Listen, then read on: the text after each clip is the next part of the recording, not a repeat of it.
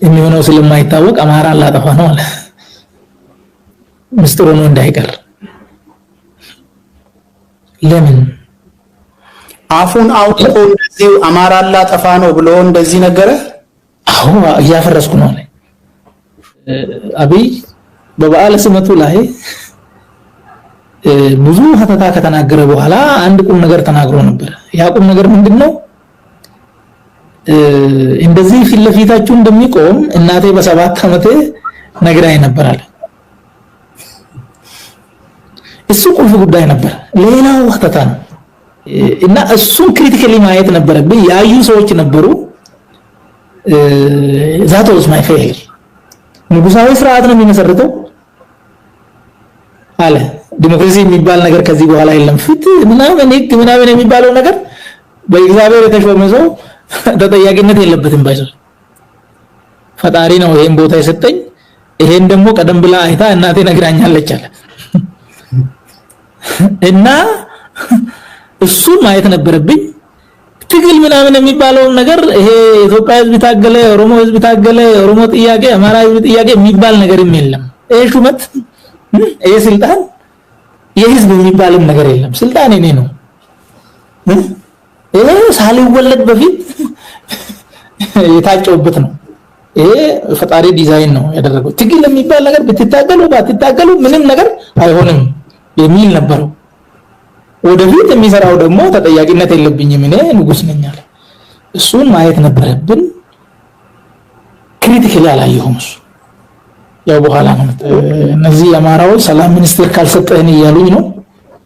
ስለዚህ ነፍሱን አጥፍቼ ሊሰጣቸው ነው ለድርጅቱ፣ ለሰላም ሚኒስቴር፣ ለሚኒስትሩ ተጠሪ የሆኑ ሁሉንም አውጥቼ ወስጃለሁ።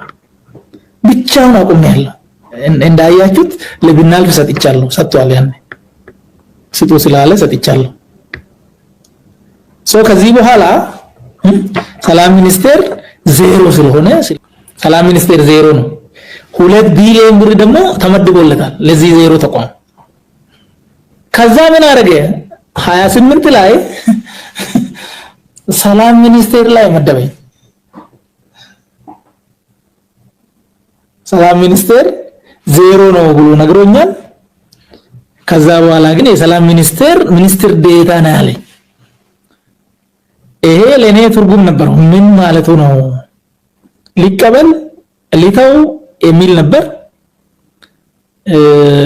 እሱ የሚፈልገው ምንድነው የሚለውን ገመገምኩ። አኩርፌ እንዲወጣ ነው የሚፈልገው እሱ። አኩርፌ አልወጣም፣ እቀጥላለሁ፣ እቀበላለሁ። እዛ ሆኜ ግን ለወከልኩት ህዝብ ድምጽ መሆኔን እቀጥላለሁ ብዬ ወስኜ ቀጠልኩ። ከዛ በኋላ የከረዩ አባገዳዎች ግድያ መጣ።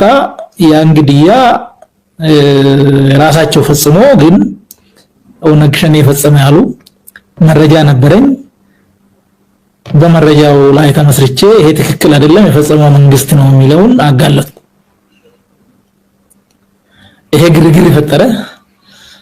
በግርግሩ ተገናኘን።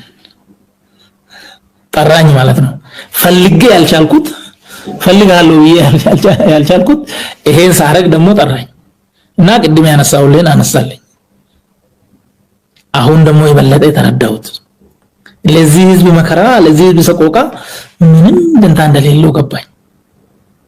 ክልሉ ላይ ያለው መከራ እሱ ሳያውቅ እንደሆነ ነበር ይረዳ የነበረው። አሁን ከዛ በኋላ ሁሉም ነገር በሱ እውቅና እንደሆነ ገባኝ። ሰላም እንዳይኖር የሚፈልገው እሱ እንደሆነ፣ ሌብነት እንዲንሰራፋ፣ ፍትህ እንዲዛባ የሚፈልገው ራሱ እሱ እንደሆነ ገባኝ። ያንን በፖሊሲ አውጥቶ እያደረገው እንደሆነ ግን አሁን እኔ ይገባኛል ማለት ነው። እሱ የማያውቀው ኦሮሚያ ላይ የሆነ ወንጀል የለም። ሐምሌ 2014 መጣ። ያኔ ደግሞ ማይክ ተዘጋብኝ። ጨፌ ላይ ማይክ ሲዘጋብኝ ያው ማለት የነበረብኝን ያሰብኩትን በጽሁፍ ለቀቅኩ እና በኋላ ከሚዲያዎችም ጋር የነበረውን የማፊያነት አካሄድ በግልጽ ተናገርኩ። እሱም ግርግር ፈጠረ እና ታሞ ነበር። እሱ ዱባይ ሄዶ ከዱባይ እንደመጣ ማንንም ሳያገኝ እኔን አገኝ ጠርቶ ያው የተወሰኑ ነገሮችን አነሳልኝ። ለምንድነው አንተ ከጠላት ጋር የምትደዋወለው አለኝ። ቹቹ አለባቸው የሚባል የአማራ ብልጽግና ጽሕፈት ቤት የነበረ ነው።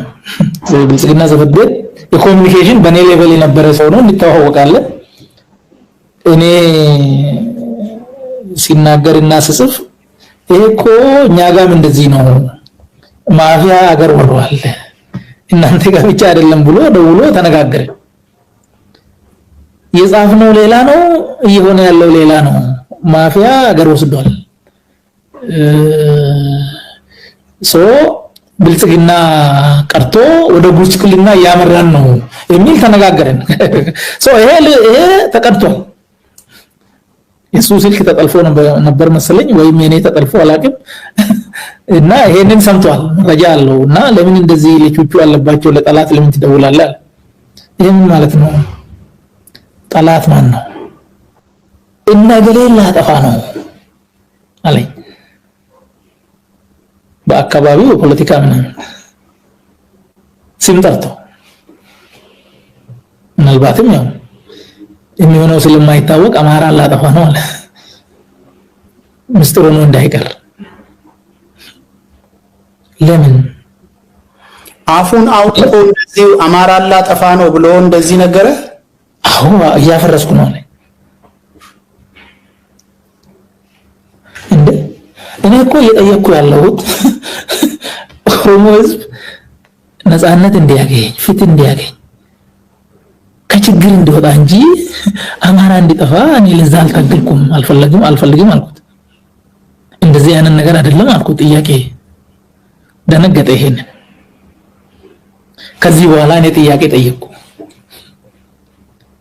ያው እኔ ጥበቃ ምናምን ተወስዶ ስለነበር 2010 ላይ ሰኔ መጀመሪያ አካባቢ እነ ምልኬሳም የነበሩበት በርካታ ሰዎች ጠርተው ጠላት የሚባል በሙሉ ከኛ በላይ ታየን መግደል ይፈልጋሉ አለ። ስለዚህ ጥበቃ ይደረግለታል። ከዛ በመነሳት 7 ጥበቃ ተመደበልኝ። 5 ቤት የሚጠብቅ 2 ከኔ ጋር የሚንቀሳቀስ። ግን ምን ሆኗል? ጥበቃ ተነሳ ማለት ነው። ያልኩት ምንም ነገር አይደለም፣ የጻፍነው ይተግበር ነው። ተጠያቂነት መኖር አለበት ብለናል፣ ቃል ገብተናል። ያጠፋ ይጠየቅ ነው። ህዝብ ደግሞ ዋጋ የከፈለው ለነፃነት ነው፣ ዋጋ የከፈለው ለልማት ነው፣ ዋጋ የከፈለው ለፍትህ ነው፣ ለእኩልነት ነው። ይሄ መረጋገጥ አለበት አልኩ። ሌላ አላልኩም። እኔ ግጭታችን እዚህ ነው። ይሄንን በማንሳት ጥበቃዬ እንዲነሳ ተደረገ ማለት ነው። ጥበቃዬ ተነስቷል።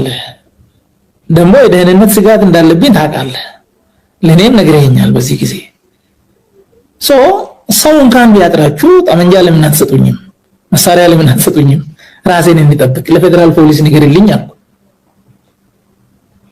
እኛ እንግልህም የሌሎች ግን አያገባንም ማለት ነው። ይሄን ኮንክሉዥን ምን አስመጣው? ጠላት ማን ነው አልኩት። ይገሌን አጠፋለሁ ሲል ይሄ የኔ ጥያቄ አይደለም አልፈልግም አልኩት። ስለዚህ መጠበቅ የለብህም መሞት አለብህ አለ።